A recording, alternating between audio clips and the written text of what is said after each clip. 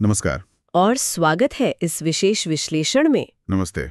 आज हम सीधे बिहार की राजनीति के एक बहुत चर्चित चुनावी वादे पर बात करने वाले हैं। जी हैं, एक ऐसा वादा जिसने काफी सुर्खियां बटोरी हैं। बिल्कुल। आप सोचिए, बिहार जैसा राज्य, इतनी आबादी, और वहां वादा किया जा रहा है हर परिवार के एक सदस्य को सरकारी नौकरी देने का। ये सुनने में ही कितना बड़ा लगता है। हाँ, बहुत महत्वाकांक्षी वादा है ये। राष्ट्रीय जनता दल आरजेडी नेता तेजस्वी यादव की तरफ से आया है ये 2025 के विधानसभा चुनावों को देखते हुए। और इसने न सिर्फ पॉलिटिकल सर्कल में बल्कि आम लोगों में भी उम्मीदें भी जगाई हैं और सवाल भी खड़े किए हैं। सही कहा। तो आज हमारी चर्चा का फोकस यही बड़ा वादा रहेगा।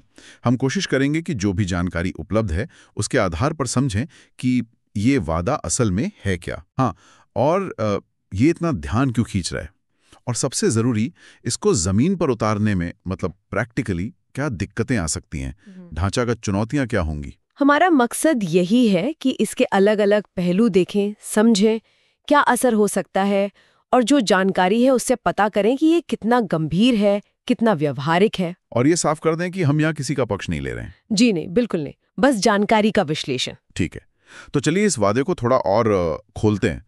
सबसे पहले ये वादा है क्या, बिल्कुल साफ साफ। जी, तो जहां तक मुझे पता चला, वादा तो सीधा है।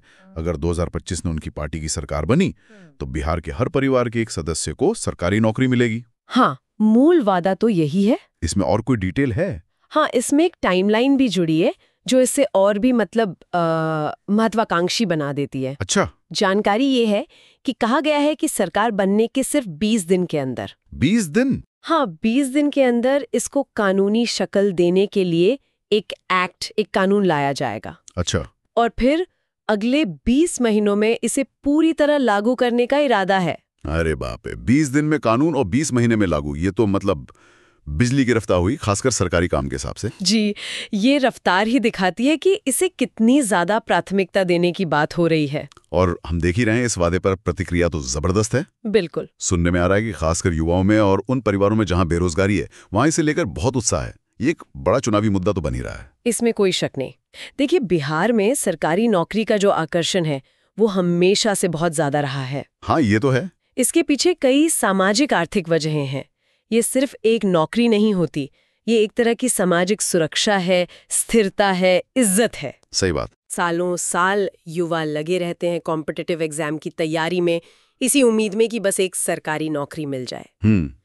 तो ऐसे में जब हर परिवार को एक नौकरी का वादा आता है तो ये सीधे सीधे लाखों लोगों की जो उम्मीदें हैं उनको छूता है। ये बात तो समझ आती है।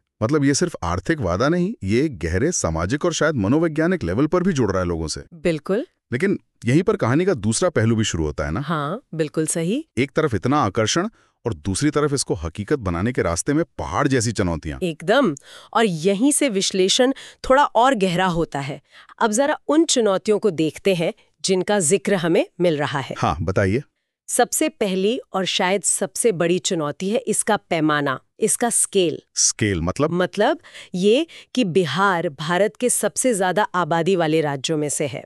जो अनुमान है उनके हिसाब से राज्य में करीब 2.6 से 2.7 करोड़ परिवार हैं। 2 करोड़ 60 लाख से 2 करोड़ 70 लाख परिवार। जी हाँ, 26 से 27 मिलियन। ये आंकड़ा तो दिमाग घुमा देता है।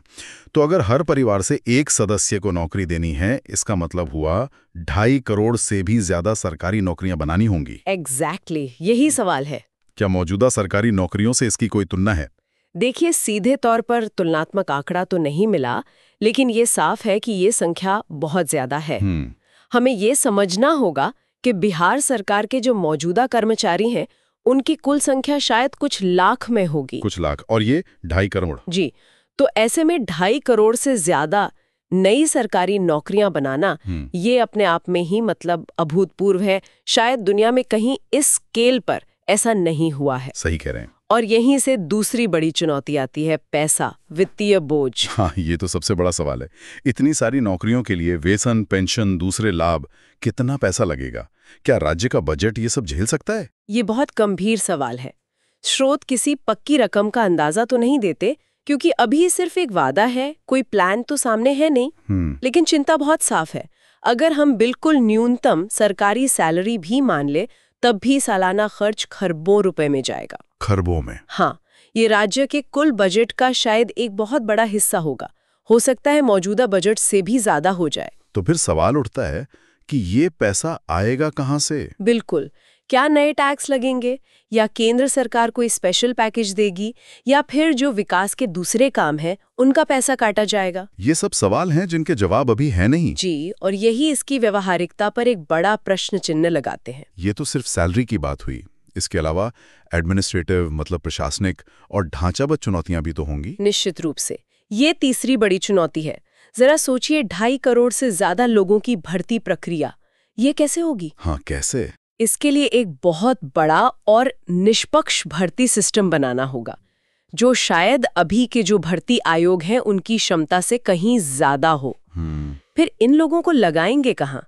क्या मौजूदा विभागों में इतनी जगह है या इतना काम है, या फिर बिल्कुल नए विभाग बनाने पड़ेंगे, नई भूमिकाएं तय करनी होंगी? और उसके लिए ऑफिस, इंफ्रास्ट्रक्चर, ट्रेनिंग। हाँ, ये एक बहुत बड़ी प्रशासनिक एक्सरसाइज होगी, जिसके लिए ना सिर्फ बहुत पैसा चाहिए बल्कि एक असाधारण प्लानिंग और उसको लागू करने की क्षमता भी चाहिए। मतलब ये चुनौती भी पैसे वाली चुनौती जितनी ही बड़ी है? कम नहीं है, बिल्कुल। और फिर एक और सवाल जो आपने शुरू में उठाया था, पात्रता का, एलिजिबिलिटी। जी। परिवार कैसे माना जाएगा, इस बारे में क्या जानकारी है? ये एक और उलझावा पहलू है जिस पर अभी कोई स्पष्टता नहीं है। परिवार की परिभाषा क्या होगी? क्या जॉइंट फैमिली या न्यूक्लियर फैमिली? क्या राशन कार्ड के आधार पे तय होगा या कोई और दस्तावेज? अगर परिवार में पहले से कोई सरकारी नौकरी में है तो क्या वो परिवार बाहर हो जाएगा? और परिवार के किस सदस्य को नौकरी मिलेगी? क्या ये परिवार खुद तय करेगा या सरकार तय करेगी? क्या कोई न्यूनतम पढ़ाई लिखाई की शर्त होगी? अगर हाँ, तो फिर उन परिवारों का क्या जहां कोई उस शर्त को पूरा ही ना करता हो? ये तो बहुत सारे पेचीदा सवाल हैं। हाँ, और इनके जवाब दिए बिना इसे लागू करना लगभग नामुमकिन है, और इससे कई कानूनी और सामाजिक झगड़े भी खड़े हो सकते हैं। तो ये सब देखते हुए वित्तीय प्रशासनिक पात्रता की दिक्कतें, जो आलोचक हैं वो इसे कैसे देख रहे हैं? हाँ, जानकारी के मुताबिक कई राजनीतिक विश्लेषक और अर्थशास्त्री इसे एक चुनावी जुमला कह रहे हैं। यह एक ऐसा लोक लुभावन वादा जो प्रैक्टिकल नहीं है। उनका तर्क है कि भाई ये घोषणा वोट लेने के लिए तो ठीक है, अच्छी लगती है, पर इसे पूरा कैसे करेंगे, इसका कोई भरोसेमंद प्लान तो दिया नहीं गया है। और आर्थिक रूप से आलोचना इस पर भी है कि इतने बड़े पैमाने पर सरकारी नौकरियां देना शायद आर्थिक रूप से टिकाऊ मॉडल ही ना हो। ये राज्य को गहरे वित्तीय संकट में डाल सकता है। कुछ लोग ये भी सवाल उठा रहे होंगे कि क्या यही बेरोजगारी का सही हल है? बिल्कुल। या फिर राज्य को प्राइवेट सेक्टर में निवेश लाने और एंटरप्रेन्योरशिप को बढ़ाने पर ज्यादा ध्यान देना चाहिए। तो मतलब एक तरफ लोगों की उम्मीदें हैं, एक लोकप्रिय वादा है जी, और दूसरी तरफ एक्सपर्ट्स और आलोचकों की गंभीर चिंताएं हैं। ये तो एक क्लासिक चुनावी स्थिति लगती है। आप सही कह रहे हैं। ये अक्सर देखने को मिलता है चुनावों में, खासकर उन इलाकों में जहां रोजगार एक बड़ा मुद्दा है। वादे उम्मीदें जगाते हैं, हाँ, लेकिन वो पूरे होंगे या नहीं, ये जमीन की हकीकत, राजनीतिक इच्छा शक्ति और जो संसाधन उपलब्ध है, उन सबके एक जटिल समीकरण पर निर्भर करता है। तो इन सारी बातों को मिलाकर देखें तो हम इस जानकारी को कैसे समेट सकते हैं? इस वादे की अभी की स्थिति क्या समझें? देखिए, सार ये है कि हमारे सामने एक बहुत ही महत्वाकांक्षी राजनीतिक घोषणा है। इसकी लोकप्रियता पर कोई सवाल नहीं, खासकर बिहार के सामाजिक आर्थिक माहौल में। ये लोगों की गहरी जरूरतें हैं, उम्मीदें हैं, उनको आवाज देती है। लेकिन साथ ही इसे लागू करने के रास्ते में बहुत बड़ी असाधारण चुनौतियां हैं, चाहे वो स्केल हो, पैसे का बोझ हो, प्रशासनिक पेचीदगियां हो या फिर पात्रता के अनसुलझे सवाल। स्रोत भी यही इशारा कर रहे हैं कि अभी ये बस एक इरादा है। हाँ, बिल्कुल। अभी ये सिर्फ एक इरादा या प्रस्ताव लगता है। ये कैसे होगा, इसका रोडमैप अभी आना बाकी है। तो क्या ये कहना ठीक रहेगा कि इस वादे का भविष्य अभी पूरी तरह अनिश्चित है? मतलब ये कहना जल्दबाजी होगी कि ये पूरा होगा या नहीं होगा? बिल्कुल। जो जानकारी है उसका निष्कर्ष भी यही लगता है।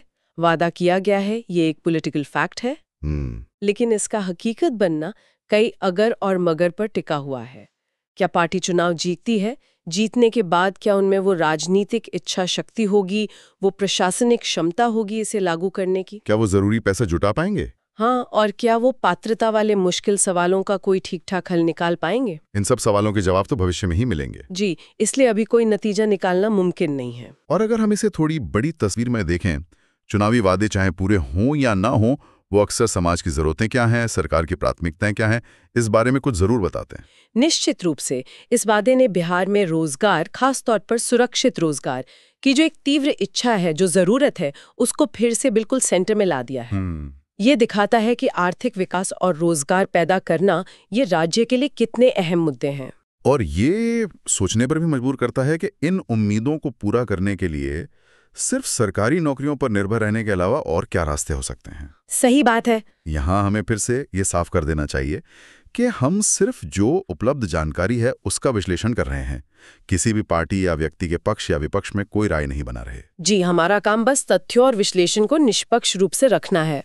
तो अगर संक्षेप में कहें, तेजस्वी यादव ने 2025 बिहार चुनावों के लिए हर परिवार को एक सरकारी नौकरी देने का एक बहुत बड़ा और समय के साथ बंधा हुआ वादा किया है। जी, ये वादा युवाओं और बेरोजगारों में बहुत लोकप्रिय है और ये सरकारी नौकरी की जो गहरी सामाजिक इच्छा है उसे दिखाता है। बिल्कुल। लेकिन दूसरी तरफ करीब 2.6-2.7 करोड़ परिवारों का विशाल पैमाना, खरबों का संभावित वित्तीय बोझ, भारी प्रशासनिक चुनौतियां और पात्रता की अस्पष्टता। हाँ, इन सब की वजह से इसकी व्यावहारिकता पर गंभीर सवाल हैं। आलोचक इसे चुनावी रणनीति मान रहे हैं और इसका भविष्य कई अनिश्चित बातों पर निर्भर करता है। ये एक सटीक सारांश है। अब इस चर्चा के आखिर में सुनने वालों के लिए एक विचार छोड़ते हैं। मान लीजिए कि ये जो विशेष वादा है, जिस रूप में ये अभी है, ये अव्यावहारिक साबित होता है। फिर भी इसकी जो जबरदस्त लोकप्रियता है, वो बिहार में रोजगार की स्थिति और लोगों की उम्मीदों के बारे में क्या गहरा संदेश देती है? ये एक बहुत महत्वपूर्ण सवाल है। इसकी लोकप्रियता शायद ये दिखाती है कि राज्य में अच्छी क्वालिटी की, स्थिर और सुरक्षित नौकरियों की भारी कमी है। ये सिर्फ बेरोजगारी का आंकड़ा नहीं है, ये आर्थिक असुरक्षा और भविष्य की चिंता का भी आईना है। शायद ये भी दिखाता है कि विकास का लाभ सब तक बराबर नहीं पहुंचा है। हाँ, और एक बड़ा तबका अभी भी सरकारी सहारे की तलाश में है। तो फिर इस चुनावी वादे की बहस से आगे बढ़कर वो जो बुनियादी मुद्दे हैं, उनको हल करने के लिए किस तरह के लंबे समय के समाधानों पर सोचने की जरूरत है? देखिए, कुछ दिशाएं तो दिखती हैं, जैसे क्या राज्य खेती पर आधारित जो उद्योग है, फूड प्रोसेसिंग है, उसको बड़े पैमाने पर बढ़ावा दे सकता है। अच्छा, क्या छोटे और मंझोले उद्यमों MSMEs के लिए एक बेहतर माहौल बनाया जा सकता है जो लोकल लेवल पर रोजगार पैदा करें? स्किल डेवलपमेंट का क्या? हाँ, क्या स्किल डेवलपमेंट प्रोग्राम्स को इंडस्ट्री की जरूरत के साथ बेहतर ढंग से जोड़ा जा सकता है ताकि युवा प्राइवेट सेक्टर में भी अच्छी नौकरी पा सके? और सरकारी निवेश? क्या शिक्षा और स्वास्थ्य जैसे क्षेत्रों में सरकारी निवेश बढ़ाकर न सिर्फ सेवाएं बेहतर की जा सकती हैं, बल्कि सार्थक रोजगार भी पैदा किए जा सकते हैं? ये कुछ ऐसे सवाल हैं जिन पर शायद नीति बनाने वालों को इस वादे के संदर्भ में गंभीरता से सोचना होगा, ताकि रोजगार की जो उम्मीद है उसे टिकाऊ तरीके से पूरा किया जा सके। जी बिल्कुल। ये वाकई सोचने वाली बात है कि कैसे एक चुनावी वादा समाज की गहरी जरूरतों और भविष्य के रास्तों पर एक बड़ी चर्चा छेड़ सकता है। हाँ, कभी-कभी ये राजनीतिक घोषणाएं, चाहे वो कितनी भी विवादास्पद लगें, जरूरी मुद्दों पर ध्यान खींचने का काम तो करती हैं। इसी विचार के साथ आज की ये चर्चा यहीं समाप्त करते हैं। उम्मीद है आपको बिहार के इस चर्चित चुनावी वादे का ये विश्लेषण उपयोगी लगा होगा। जी, अगली बार फिर मिलेंगे एक नए विषय और नई जानकारी के साथ। धन्यवाद। धन्यवाद।